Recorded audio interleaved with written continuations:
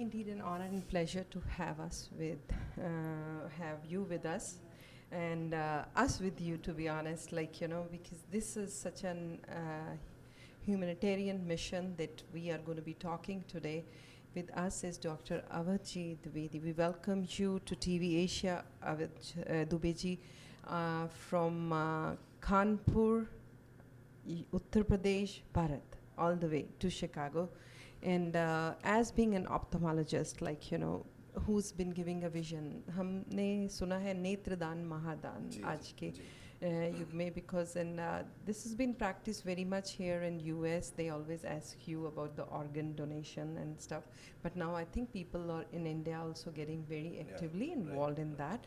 Let's hear about this institution that you've been running. There are 4 hospitals that you've been running, because people in India, when we travel, I have seen it, most of the people don't even know about that they are having cataract issues from a very minor age, and because glaucoma issues, and unless or until sometimes they reach even up to the blind stage. And when there was a group of 300 sample, and out of that they found that out of that 160 had it, but none of them they knew about it. So actually, we all know that India is a very vast country and a very populous country. Overpopulation and poverty, these two combined together, have led to India also having the maximum number of blind in the entire world. So it's a very long journey for any doctor or any organization. Government is working, but it's about 40% of the whole work, and the 60 plus percentage of the work is done by the NGOs all over India. And we ourselves are working for 4 decades. In 1978, I started my journey single-handedly. Now we have 3 main hospitals and 2 satellite clinics where our team goes every day, and we examine the patients. Then we select them if they are found to have cataracts or other diseases which are operable. Then we bring them to our base hospitals, and then we perform the surgeries which are free for the poor eye patients. When we're talking about as India has its own challenges in a sense, you just mentioned it, but that awareness campaign, so what is that support that we are getting from Ministry of Health, the government of India? Because there is a lot of claims that this is happening, but when it comes to, you go to the rural area, not to the rural, I mean, like if you go outside the main, bigger cities, you find people are living in a very miserable condition. Yeah, you have taken up a very important point. Government of India at the national level is one of the few countries which has a national control for prevention of blindness program. But as I said, that such a vast country and so many people to treat, it's always a combination of governmental and non-governmental. Private and government partnerships, how are they working now? They are they are very sincere about this from the government side, but it takes long time to implement these things. At the same time, the non-governmental organizations like ours, we are working 4 decades, maybe some working more than that. So we have our own experiences, and as you said about the awareness, I also agree that awareness is the key for prevention of blindness. And 80% of the blindness is unavoidable in the beginning if it is treated at the right time by the right people and right way. So that's a very interesting point which you have raised. So when we're talking about, if we start we can really save money also. So there should be such kind of those programs, so preventive programs, which has to be again a partnership from the school level. It should be we talk about hygiene perspective also when they are doing, because most of the things do occur. So when doing a surgery, you mentioned like cataract and all, how much does it cost? Actually, our program is, it would interest you because this program is for 3 days. On the day 1, we go to a pre-decided place where the camps are organized, and our team has already done the survey. So our medical and paramedical team goes on that day, and we examine, screen the patients, and those who are operable patients, we bring them in our own vehicles to the base hospital, and then we keep them for 3 days. we first day we examine them, investigate them, find different things about them, then we admit them, we provide the food, and most of the time, which we don't claim, but their relatives also need food because they also don't have access to good food.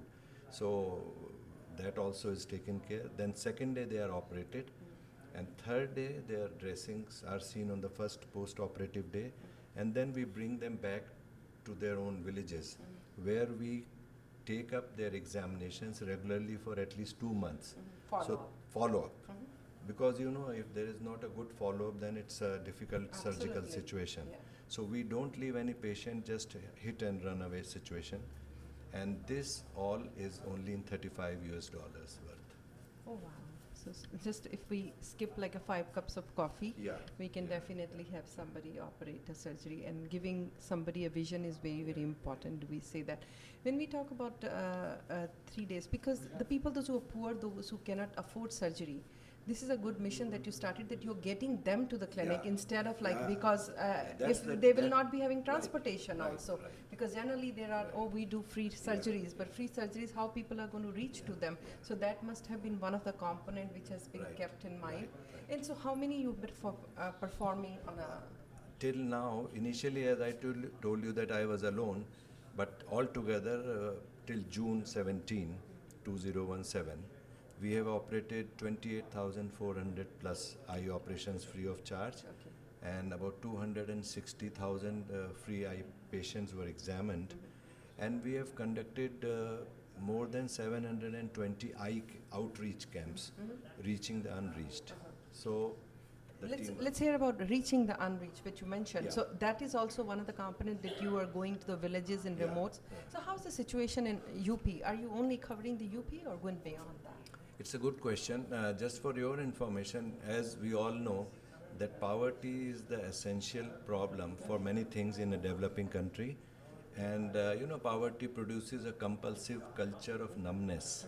So, what the recent studies on poverty are done all over the world, and a new definition to define poverty is there, which is known as multi-dimensional poverty index. So that means that the money is one part, but the surrounding, the hygiene and other things, how many members in the earning. So according to multiple dimensional poverty index, my state, which is Uttar Pradesh, is one of the last 7-8 states where this is a very low situation.